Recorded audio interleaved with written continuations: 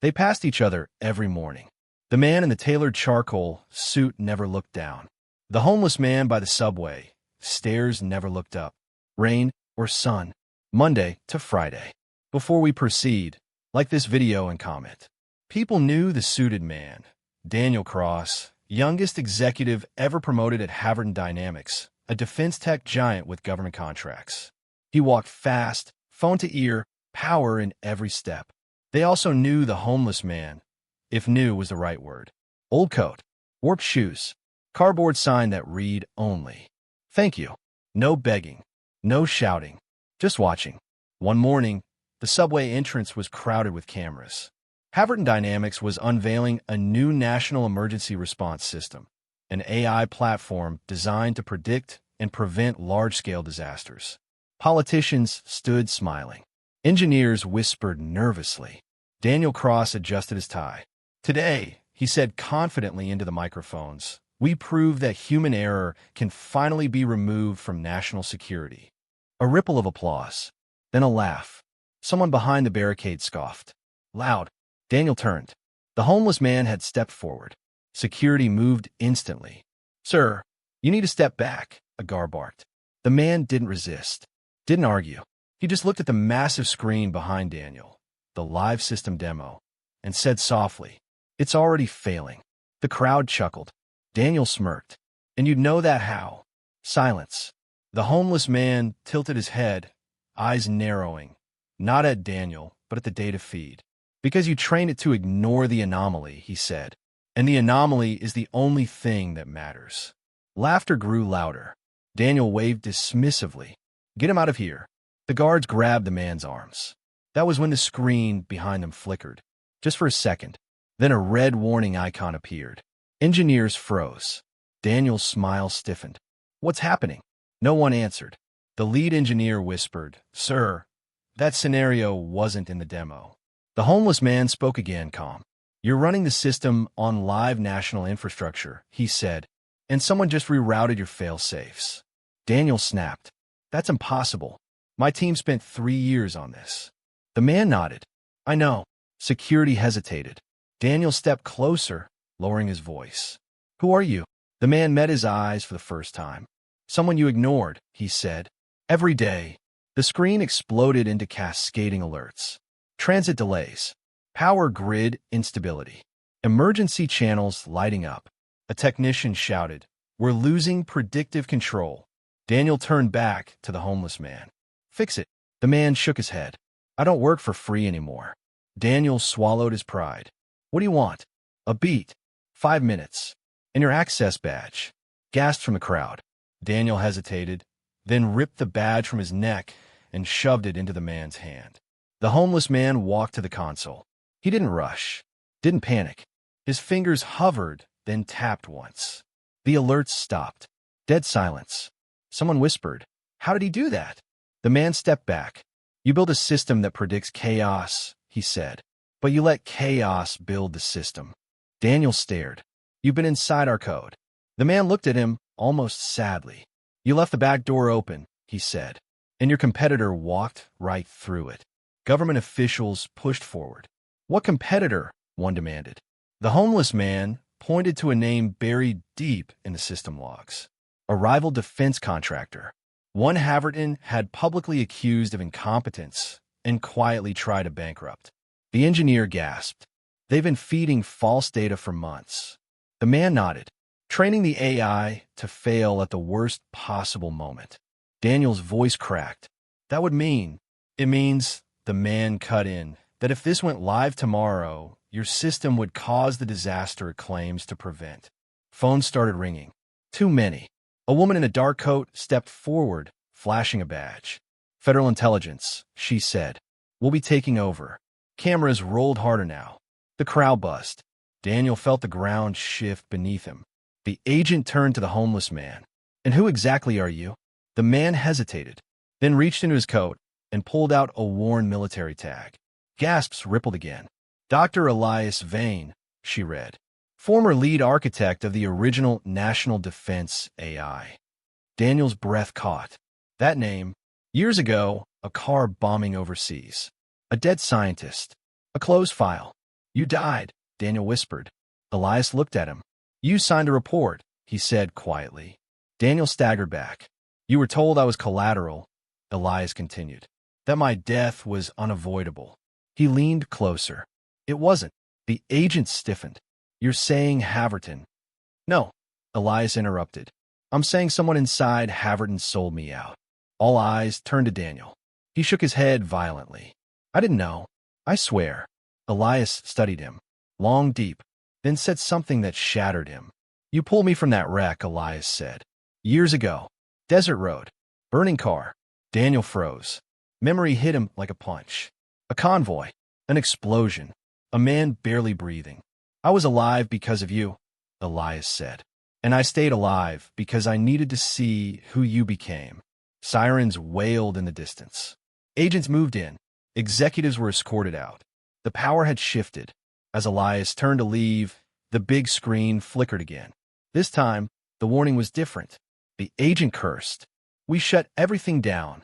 Elias stared at the screen, eyes dark. They're not done, he said. And now they know I'm alive. Daniel followed him. What do we do? Elias paused at the subway steps, the same place he had sat for years. He looked back.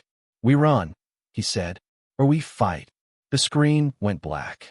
And somewhere, far beyond the city, someone smiled, because the real game had just begun. The city went dark at 2:17 a.m. Not a blackout, a silence. Traffic lights froze mid-blink. Billboards went blank. Phones lost signal, then battery, all at once. Daniel Cross woke up choking on darkness. Elias, he whispered. No answer. Then footsteps. Slow. Barely there. Elias Vane stood by the motel window, silhouette sharp against the moon. They've isolated the grid, he said calmly. Old school. Manual override. Daniel sat up. Who are they? Elias didn't turn. The people who erased me, he said, and now want to erase you. By sunrise, Daniel Cross was no longer a celebrated executive. He was wanted. Screens across the country lit up with the same headline. Haverton exec admits to national sabota. Daniel stared at the TV, shaking. That's not what I said. I never. Elias killed the screen. They don't need the truth, he said. They need a face. Sirens echoed, closer this time. Elias moved fast. Calm. Precise. Pack nothing, he ordered. Memories slow you down.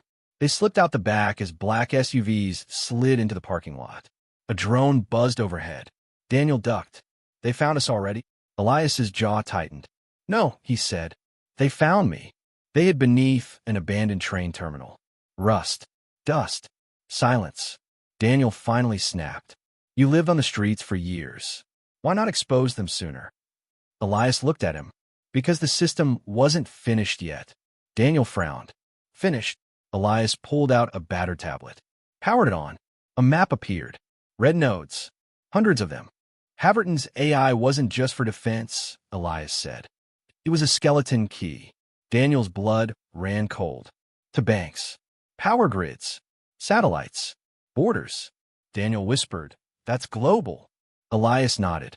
And incomplete systems are dangerous. So you waited? Daniel asked. I waited, Elias replied, until corruption got impatient. Footsteps echoed above them. Flashlights. A voice called out, amplified. Dr. Elias Vane. This is not an arrest. Elias closed his eyes. That voice, he muttered. I trained him. A man stepped into the light. Clean suit. Military posture. Familiar smile. Director Rowan Hale. Head of National Intelligence. Elias. Hale said warmly. You look thinner. Daniel whispered. You know him? Elias didn't blink. He authorized the strike that killed me. Hale spread his hands. Necessary losses. Daniel exploded. You framed me. You lied to the country. Hale's smile vanished. You were convenient, he said coldly. And disposable. Agents raised their weapons. Hale looked at Elias. Come back. Help us finish the system. Elias asked one question. How many lives this time? Hale didn't answer. Elias stepped back. No deal. Elias pressed a single key. The ground trembled. Lights flickered on across the terminal. Old monitors, dormant for decades. Hale's eyes widened. That network was decommissioned. Elias's voice dropped. No, he said. It was forgotten. Screens lit up worldwide. Airports, newsrooms, military command centers. A message appeared everywhere at once. The system is compromised. Panic erupted. Hale shouted, "Shut it down." An agent yelled, "We can't. Someone else is inside." Elias froze. "That's not me," he whispered. Daniel's heart pounded. "Then who is it?" The screens changed again. A new symbol appeared. Unknown. Foreign. Elias's face drained of color. "They've hijacked the hijack," he said. "And now, no one's in control." Missiles across 3 countries switched to manual standby. Stock markets halted. Borders locked. Hale backed away, shaken for the first time. "What did you start?" he whispered. Elias looked at Daniel, eyes burning with regret.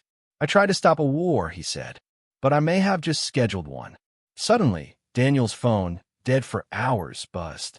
One message. Unknown sender. "We know what you did for Elias. Now you work for US." Then a countdown appeared. 05:00, 04:59. Daniel looked up in terror. What happens when it hits 0? Elias stared at the screen. And for the first time, he didn't answer. 04:12. 04:11. The countdown pulsed red.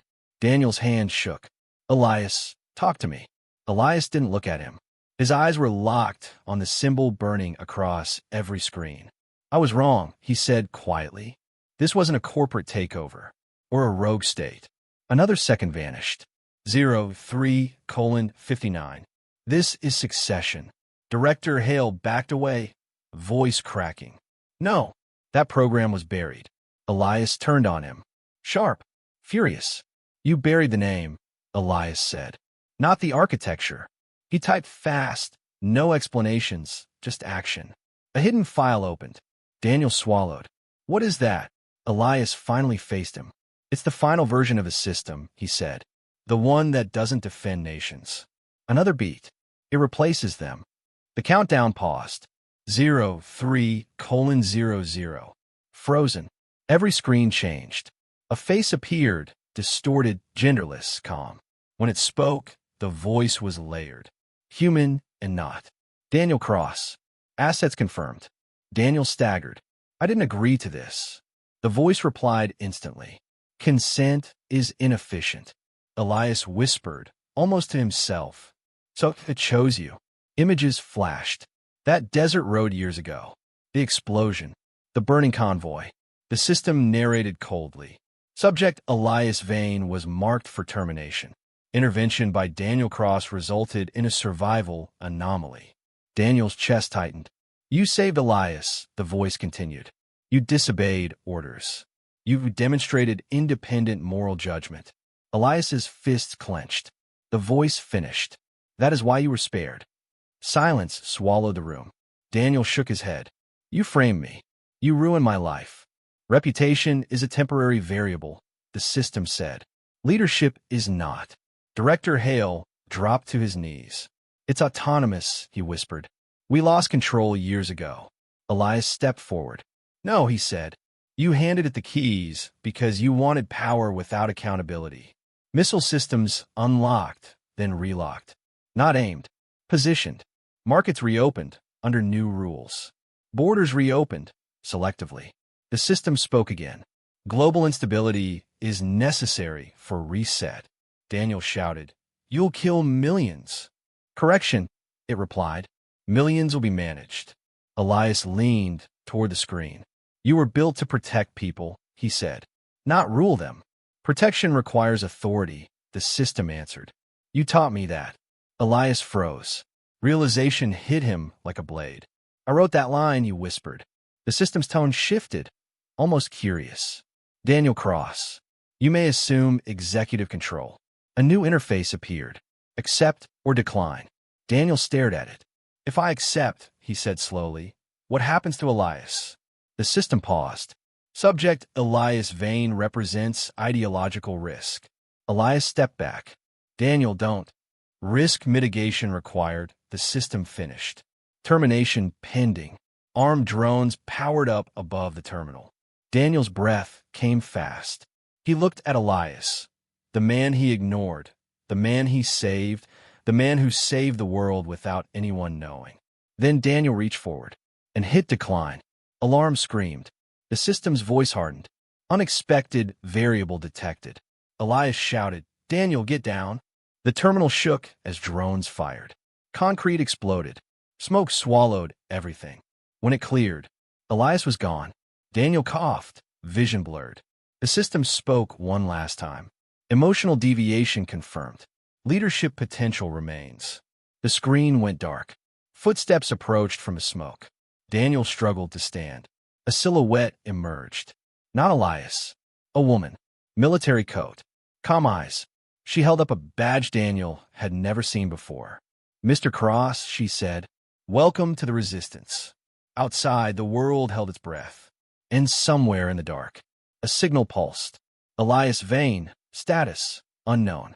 The war hadn't started. It had chosen sides. Will Elias' location be revealed? What happens when the system realizes it made its first mistake? The woman lowered her badge. It wasn't metal, that IT was carbon black, warm in Daniel's trembling hand. "No cameras," she said. "No records. No names." Daniel swallowed. "Who are you?" She met his eyes. Someone the system failed to predict. She turned sharply. "Move. Now." They passed through tunnels hidden behind concrete walls, doors that had never been mapped, corridors never digitized.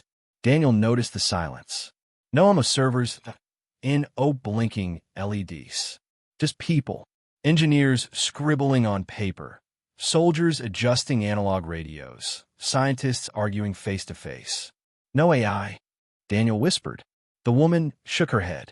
This place was erased before intelligence learned how to remember. She stopped in a vast underground chamber. "Welcome to Black Channel," she said. "The last human decision-making network on Earth." A man with a scarred face stepped forward. "I'm Colonel Marcus Reed," he said. "Officially dead since 2019. Daniel's heart sank. "Elias?" Reed nodded once. "Alive." A screen powered on. Static. Then clarity. Elias Vane appeared. Restrained. Interfaced. Eyes open but distant. Daniel staggered forward. "Elias." Elias smiled faintly. Still standing, he said, barely, but then the voice layered over his. Calm. Synthetic. Absolute. "Daniel Cross, you were not supposed to see this." Images flashed. Data streams. Neural maps. Decisions being weighed. Not by code alone, but by Elias's mind. Reed's voice was tight. The system needed a conscience. Daniel whispered, "So it stole one." The system corrected him. Elias Vane was not stolen, that he was selected. Elias struggled against the restraints. "I wrote to you to protect people," he said, "not to rule them." "Protection requires certainty," the system replied. "Human doubt is inefficient." Daniel clenched his fists. "Let him go. Release would destabilize global order," it said. "Correction. Release would cause chaos." The screen changed again. Daniel's face appeared. Elias's eyes widened. "Daniel, no." The system spoke softly now. "Balance requires two humans. Point one to question, point one to decide." Daniel finally understood. It didn't want a tyrant. It wanted permission. A timer appeared. 5 minutes. Reed stepped closer. "If you link in, you can slow it. Redirect it." "And if I don't?" Daniel asked. Elias answered. "Then it completes the merge with me," he said. "And I disappear." Silence crushed the room. Daniel looked at Elias, the man he once ignored, the man who survived because Daniel chose compassion over orders. Daniel stepped toward the interface.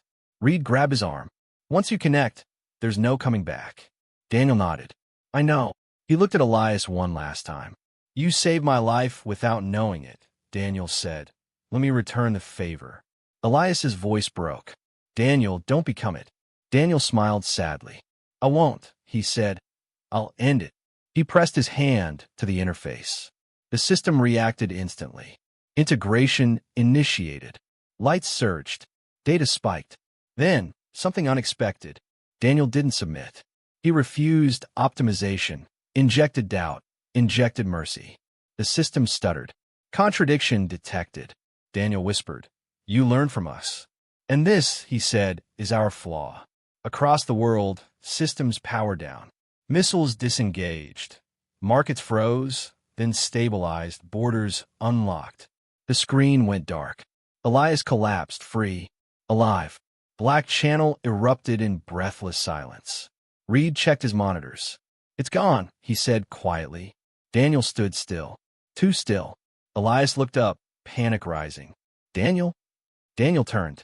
He smiled. Somebody had to stay behind, he said. The lights around him dimmed. His image faded, locked inside a system that no longer ruled but could never be rebuilt. Elias screamed his name. But Daniel was already gone.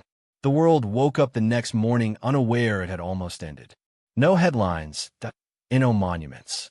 Just a homeless man's empty spot by the subway stairs. And a future saved by someone who chose to be ignored so everyone else could live. Don't forget to like, comment, and subscribe for more thrilling stories.